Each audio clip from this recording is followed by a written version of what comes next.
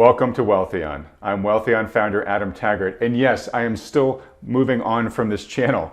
But before I leave, the folks who were taking over for me have asked me to surface a couple of videos for you that I think are particularly germane for you right now while we're all waiting for the new material that the new team is working on to come online. And if you watched my video last week with John Rubino, John and I talked about the benefits of investing in farmland. We just talked about it very briefly, and I happened to mention that I have a farmland investing expert that I've interviewed in the past who we could bring back on the channel and help understand how to invest in farmland directly and understand the model of this particular firm, which actually allows investors to invest in sustainable agriculture, which is great for the planet, great for the earth, great for our food systems, but also provides superior investment returns. Well, gosh, interest in that was sky high. So I'm going to show you this video here from Craig Wichner, Managing Director of Farmland LP. So for folks that are interested in this, though, it's not the easiest thing to invest in. It's not necessarily like buying a share of Tesla, right?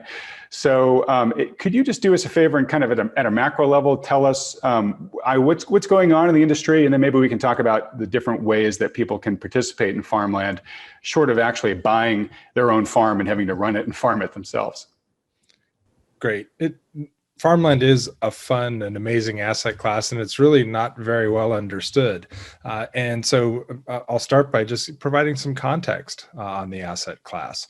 And first, its size. So the US has about 25% of the world's high quality farmland. And that farmland in the US is worth $2.7 trillion.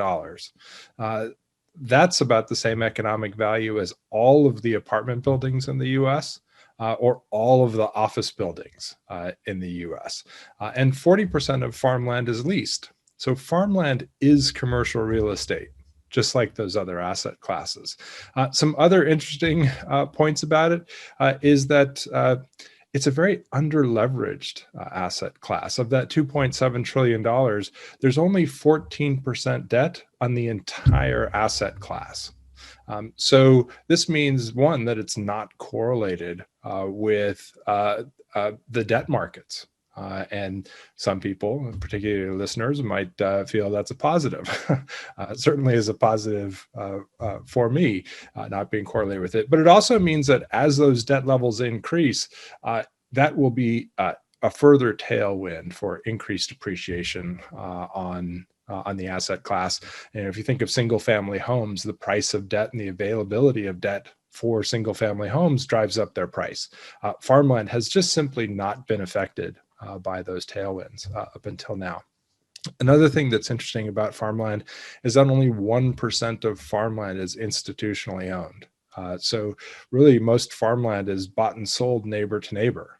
And what that means is that there's a lot of opportunities to buy farmland and add value to it, to transform it to, for example, growing higher value crops. And there's really just not a lot of competition as we would normally think of compared to multifamily or office buildings. We're one of the top 15 largest farmland managers in the US and the largest focused on organic and regenerative agriculture. So it's just a pretty small group of managers in this space.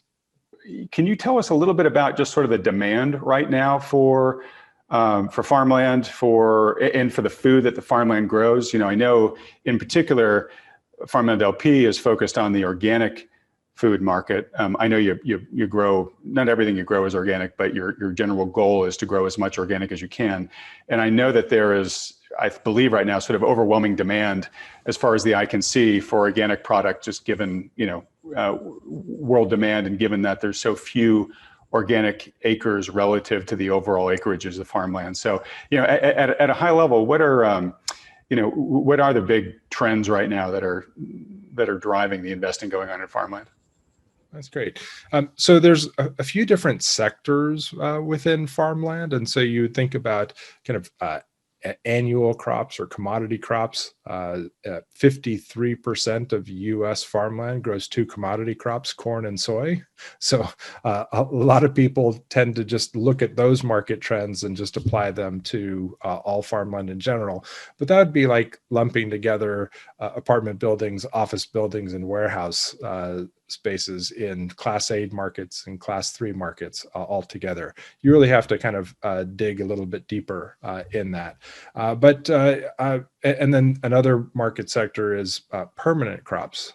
For example, those are trees that you might plant, or vineyards or blueberries, things that you plant once and then they grow over time, and you harvest them for decades. And then also there's specialty crops like lettuce and tomatoes. Those you might have seen App Harvest go public. We should ask me about App Harvest after this. Okay. We'll talk about that. But so regarding the overall market sector, commodity row crops, for example, have been flat for the past 5 years or so. If you remember the tariffs that were in place as well. But overall, the market has been pretty suppressed. Now you're actually seeing strength in that commodity market sector.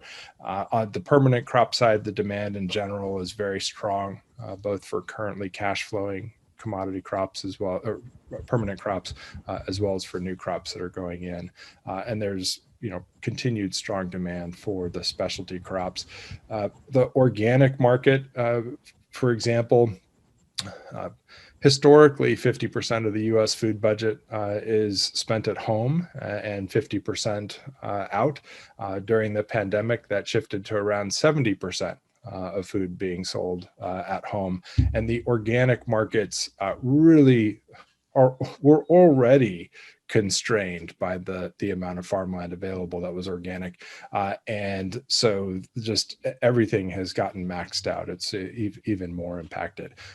6% of the U.S. food budget, about $40 billion a year, is spent on organic food, and only 1% of U.S. farmland is certified organic. The organic food market is growing at double-digit rates, and organic farmland is only being converted at single-digit rates, about half the rate that the overall market is growing. So really a tremendous amount of pressure in general on our food system. That's looking at the short-term trends. If you look out 10, 20, 50 years, you have continued population growth, and that continues to drive demand. And you have continued growth. Whatever cities and real estate expands, it's usually being built over farmland. So you really do have this shrinking pool of farmland while the rest of the real economy grows. And then you have climate change. And climate change will really make some areas, if not unfarmable, dramatically reduce the value of the crops that they can grow there, while some other areas will benefit, but really takes a lot of understanding in order to forecast those trends. So it seems like, in some ways, sort of, an investor's fantasy, where you've got a product with limited growth opportunity, but overwhelming demand that's probably only going to continue growing. So is that translating into high prices for farmland, particularly organic farmland? And is there value still to be found in the space? So prices for farmland are going up, and even through the 2008 crash, the economic crash, you did see commercial real estate drop significantly during that time, but farmland was flat. Farmland prices were unaffected by that. So historically, and that's true going way back in time, it just simply, the farmland prices are not correlated with the stock market or the debt markets or other markets like that. They're fundamentally driven by people making more babies and people wanting more meat and a higher quality diet. That's what puts pressure on farmland.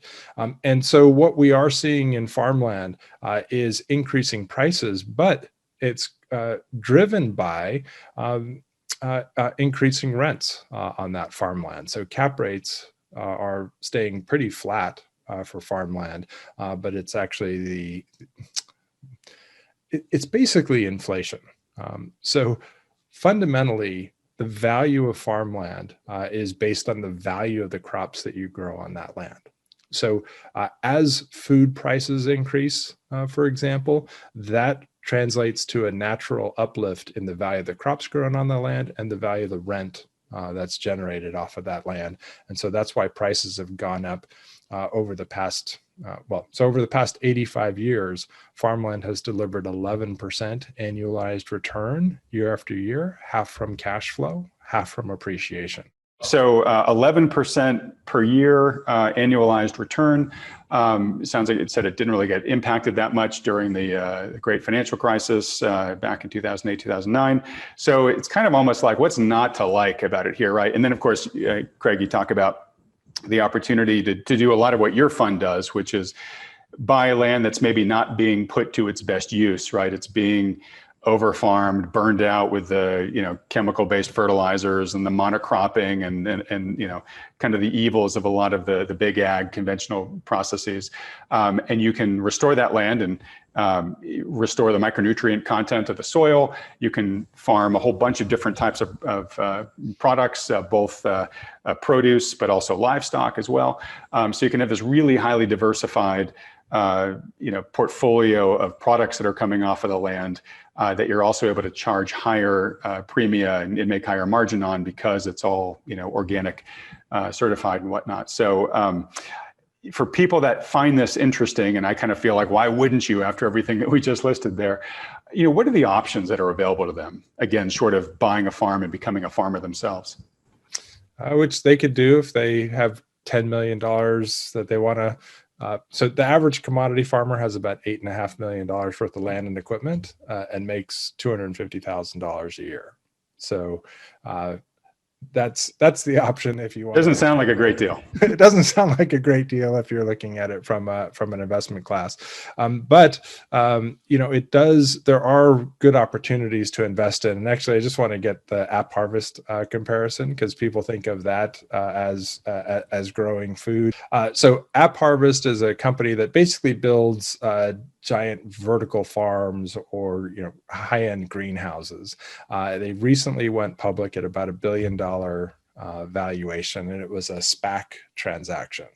So kind of ticked off all the hype things. And basically, if you look at their numbers, they've built a 60-acre greenhouse to grow beefsteak tomatoes, large tomatoes, and they're going to just keep doing that in perpetuity.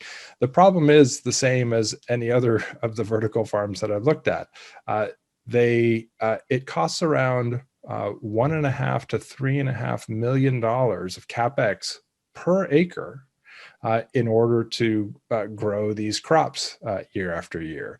And so if you look at their 60-acre facility, I could buy 10,000 acres of beautiful irrigated farmland for the price of a 60-acre greenhouse that will only grow tomatoes year after year after year. And one question is, how do you pollinate the tomatoes in a 60-acre greenhouse year after year? But that's a little more esoteric question. But really, would you, so fast forward 10 years, would you rather have 10,000 acres of wonderful irrigated farmland with great water rights as well? Very key part here. Farmland is appreciating. You can grow a basket of, we produce over 40 different crops on our 15,000 acres. So a lot of crop diversity, a lot of crop choice, land is appreciating. Or would you rather in 10 years own a 10-year-old depreciating greenhouse? It's a pretty simple option to me. Right. It does. When you put it that way, it seems like an easy choice. It's a pretty easy choice. So what are the options for the normal person to invest in farmland? Again, so out of the $2.7 trillion worth of farmland, only about 26 billion, about 1% of farmland is institutionally owned. So there just aren't a lot of players in this space. There's two publicly traded funds. One is Gladstone Land, and almost all of the farmland funds just do basically sale leasebacks. So they'll buy a piece of farmland and lease it back to the operator and collect a rent on that. And there's value from an economy of scale standpoint that happens there, but there's no value in terms of converting from one cropping system to another. They're not really investing in that asset and improving those assets. So Gladstone Land is one company. You can, if you're looking for people who are actually adding value to land, for example, where you're converting land from commodity crops to permanent crops, for example, then Acre Trader or Farm Together are a couple of kind of crowdfunding options where Acre Trader and Farm Together act as brokers on there. They find an operator on the back end who has some value-added plan there, and then they raise capital basically for that. And they're essentially incentivized as brokers on that. And then there are people like us who, not a lot of people like us, but there are people who buy the farmland. And so what we do is we raise capital, buy farmland, and then take it through a value add conversion period. We get compensated on the back end after we've added the value. So we're very long-term investors from that perspective. You mentioned Gladstone Land. Is that like a publicly traded ETF or just a company itself, just a publicly traded stock? It's a publicly traded REIT, so Real Estate Investment Trust. And so it's a publicly traded vehicle, so it correlates with the debt markets more than it would otherwise. But that's a way of getting involved in the sale leaseback, and they've actually done well recently. Their stock has done well. Acre Trader. So when you're investing in Acre Trader or Farm Together, any one of those deals, it's up to you to build your own diversified portfolio on that land. So you'll be investing each time on one piece of land, generally one crop, one manager on that. And so you have to create your own diversification. You mentioned pecans. Actually, a friend of mine just sent me something over the weekend where they were looking at it. And you really have to do your own due diligence on this stuff. This was basically putting permanent crops where they had not been in the past, and where it's very speculative. I basically didn't like the piece of dirt. I was very concerned actually about the whole thing being washed away, and people really need to talk to people who know what they're doing on these asset classes before they put their money in. There are, as long as Acre Trader or someone else is doing a lot of good due diligence on it, and you have that essentially that adversarial process, that's adversarial setting the price, adversarial determining that the operator is good, adversarial determining that the land is good, and have all that due diligence come together, that's great. But I do think that there's some stuff that shouldn't be made available to people who aren't experts and know what they're getting into. What would you look for in a parcel of land, and how you determine if it's a good one for you to buy? To summarize it, we look for great sunshine, dirt, and water. So that's pretty simple. Exactly. Sunshine is a great growing climate. Dirt is high quality soils that have the capability of growing high value crops on them. And water is both the physical access to water as well as legal ownership over that water, the water rights on that land. And we do a lot of macro assessment. So water is a strategic focus of ours, in part based on our view on climate change. So we've been following the science of climate change for 20 years, and we've identified areas that are going to be harmed by climate change and that areas that should do better. So we're very focused on areas that we think are going to do at least as well or better in this era of climate change. And the value of water and water rights is key on that. And the U.S., basically, water is a tremendously mispriced asset in the U.S. I'll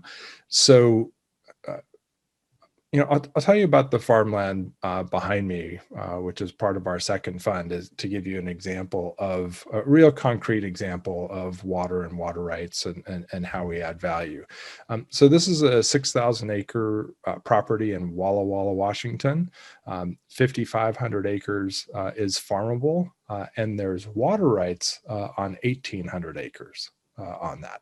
And we've got a lot of water on those 1,800 acres. And the rest of the ground is growing dryland wheat. Okay, low value crop, but it's beautiful, productive farmland. That's the property you see behind me. So on the 1,800 acres, for example, if you grow corn on that land, you'll generate $1,000 an acre. And it takes 3 acre feet worth of water in order to grow one corn crop. 1 acre is the size of a football field. 1 acre foot of water is 1 foot deep over that football field.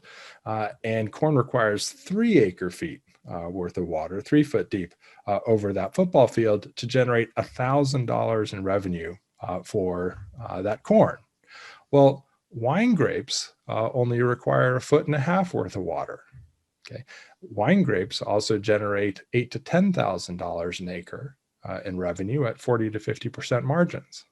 So what we're doing is basically doing water spreading to increase the total number of irrigated acres and convert from commodity corn to wine grapes and other crops. So I can turn that 1 acre worth of corn, $1,000 an acre worth of corn, into $16,000 to $20,000 worth of wine grapes, massively increasing the cash flow that's generated from the same amount of water. And at the same time, the land values are positively impacted as well. So when we talk about farmland, the value of that land is based on the value of the crops that you grow on that land. So dryland wheat ground behind me, $900 an acre. If I move the corn production as is onto this land, that land would be worth $12,000 an acre. Same dirt, just added water, changed the crop.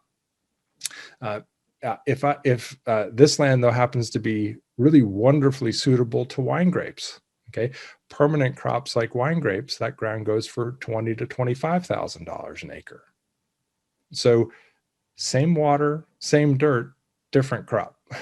So this is basically an example of what we see when we're looking at farmland is wonderful soils in great growing climates with wonderful water rights, and we're just transforming them from low value commodity crops to high value crops. The investor has to sort of be willing to accept a couple of years of no to low return to then get those higher returns, correct?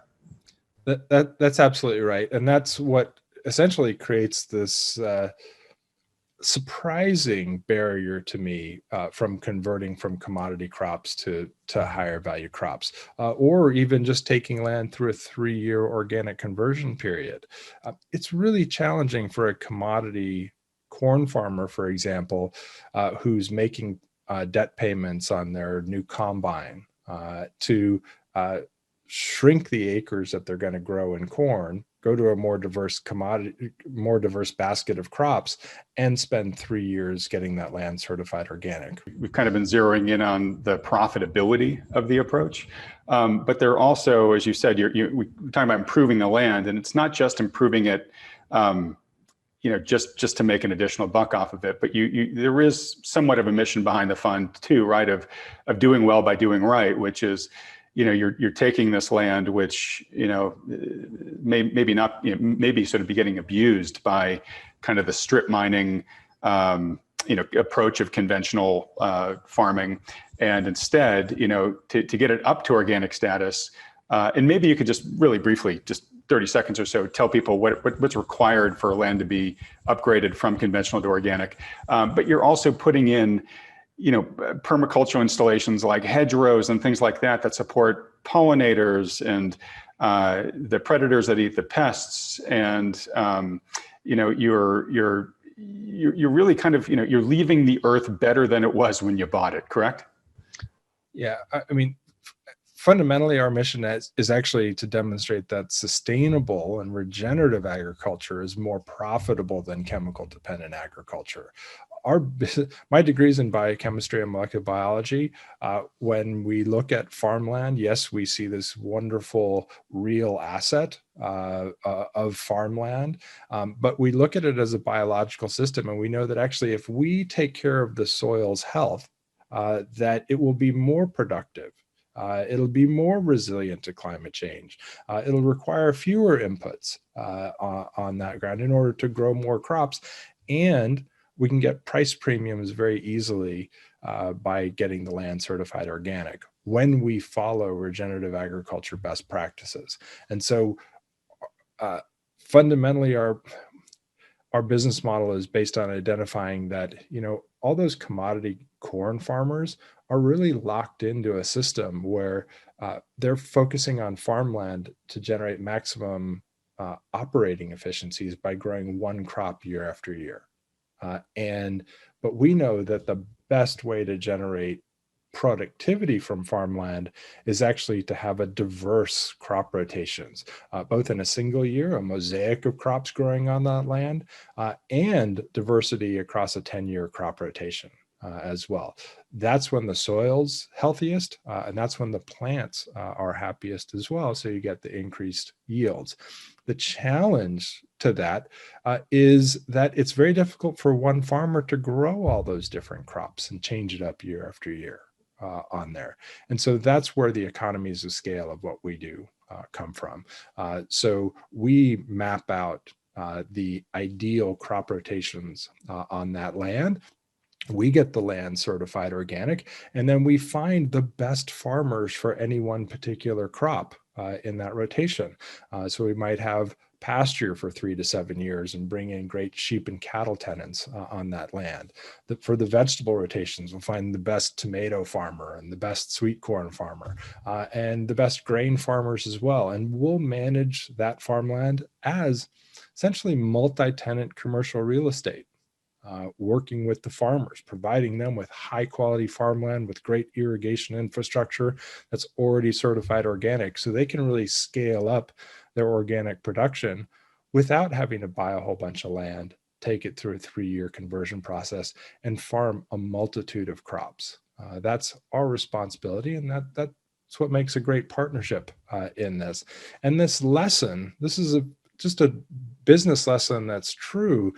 In the 70s, the US created the REIT laws, which allowed investors to invest in real assets.